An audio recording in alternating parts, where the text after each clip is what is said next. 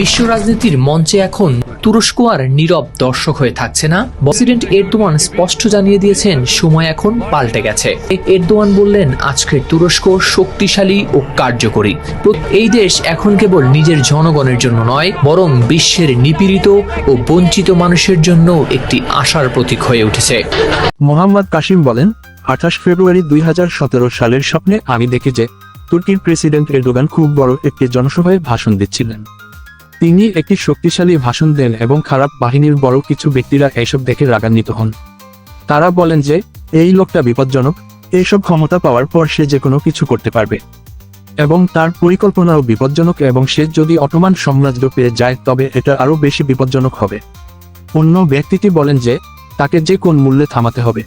তিনি ইতিমধ্যে তার মিশন শুরু করেছেন এবং তিনি সিরিয়াও অতিক্রম করেছেন। অন্য ব্যক্তিটি বললেন যে তিনি মুসলমানদের একটি খুব শক্তিশালী নেতা হয়ে যাবেন।